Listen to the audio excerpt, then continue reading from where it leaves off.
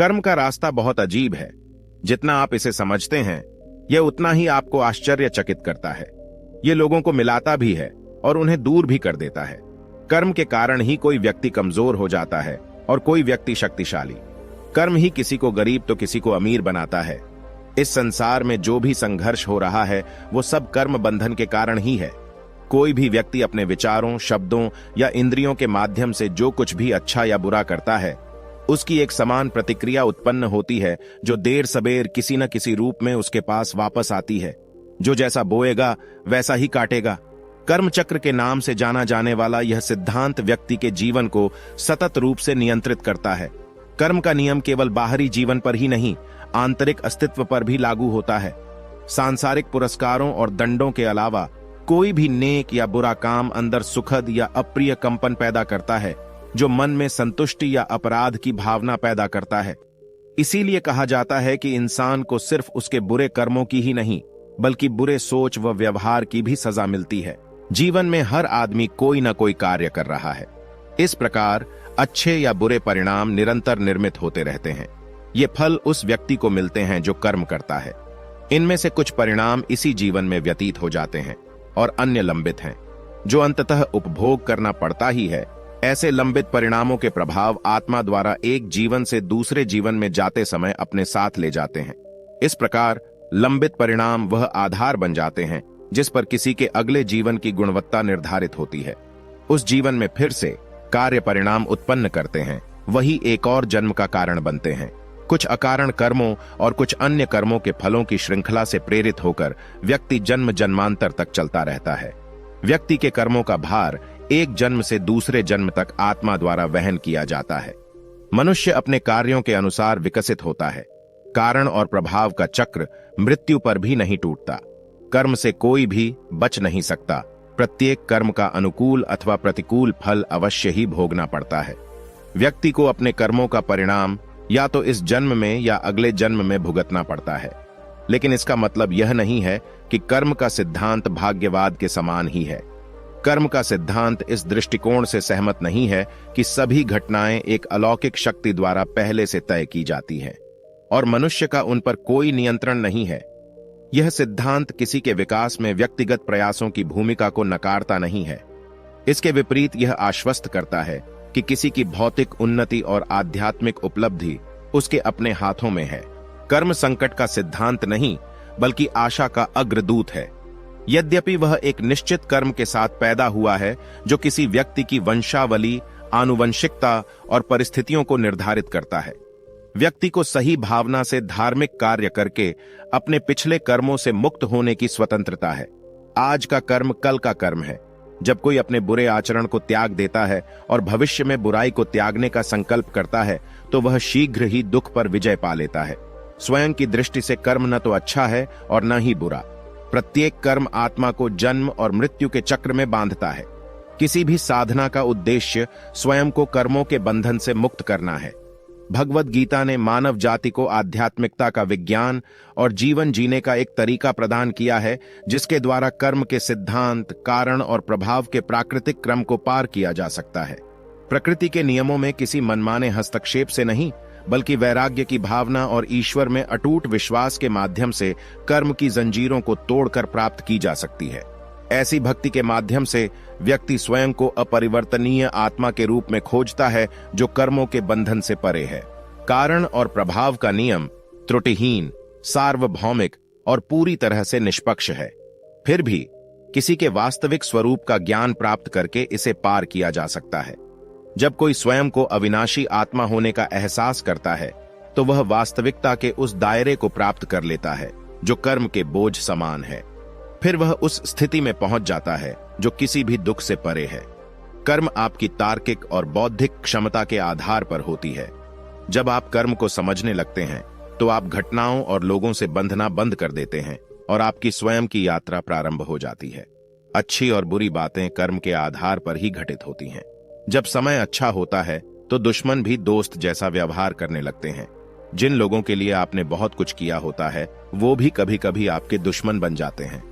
आपके जीवन में ऐसे लोग भी आपके मददगार बनकर आ जाते हैं जिनके लिए आपने कभी भी कुछ नहीं किया होता है। इस सब में समय की भूमिका ही सबसे महत्वपूर्ण होती है। सिर्फ मनुष्यों में ही यह क्षमता होती है कि वे समय के प्रभाव को बदल दें और स्वयं कर्म के बंधन से मुक्त कर सकें। और ये केवल कुछ लोग ही अपने जीवन में इससे मुक्त होने के उद्देश्य को स्थापित कर पाते हैं। कुछ कर्म बदले जा सकते हैं, जबकि कुछ कर्म नहीं बदले जा सकते। इसके लिए सबसे पहले हमें कर्म के तीनों प्रकारों को जानना होगा। पहला, प्रारब्ध कर्म। प्रारब्ध का अर्थ है जो कर्म पहले से ही चल रहा है, जिसका परिणाम वर्तमान में आपको मिल रहा है। आप इसे बदल नहीं सकते क्योंकि यह पहले से ही घटित हो रहा है।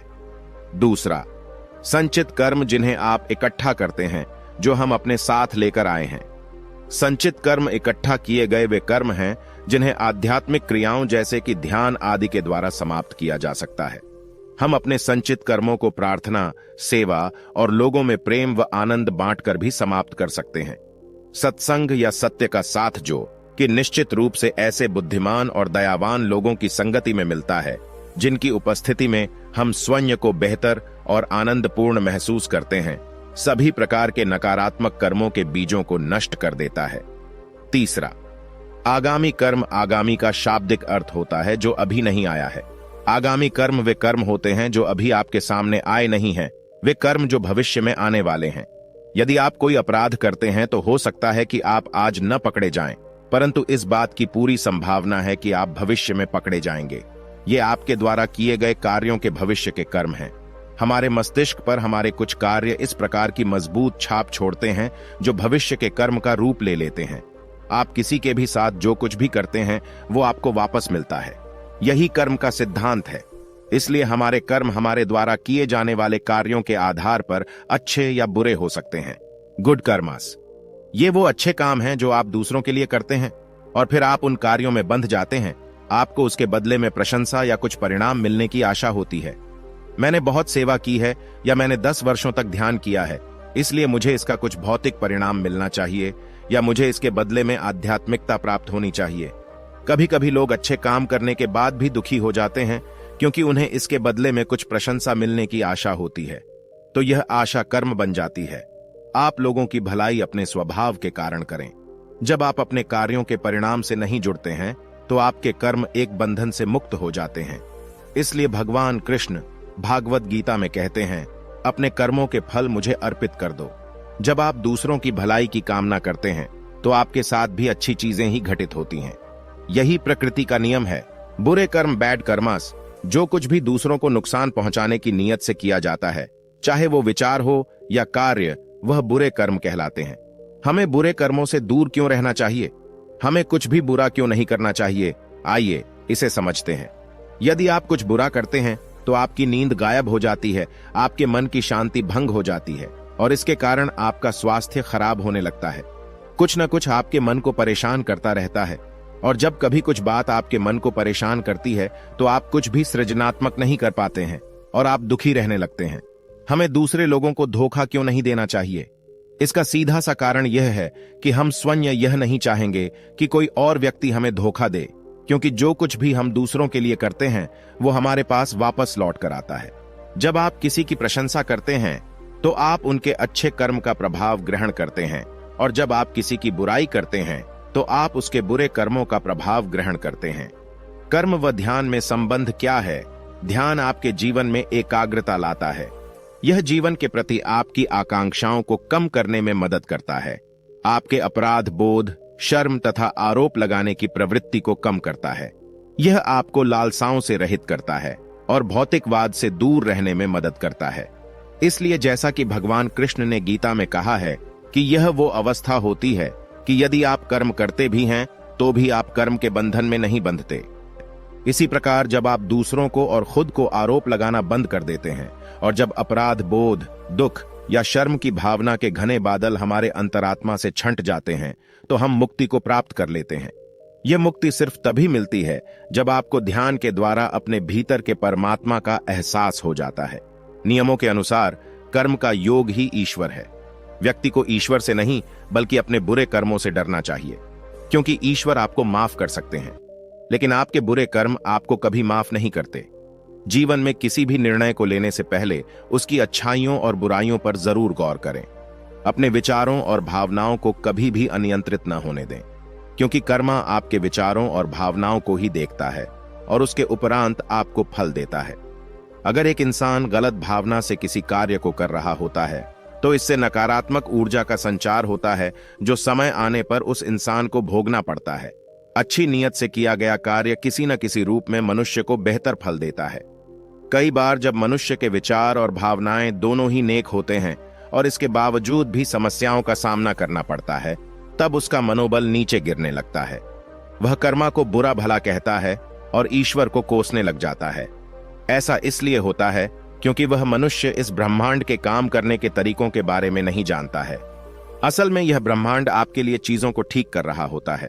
कई बार यह आपके अतीत के बुरे कर्मों को सुधारने में लगा रहता है, और जब ऐसा हो रहा होता है तब आपका मन अतीत के अवसादों से भर उठते हैं।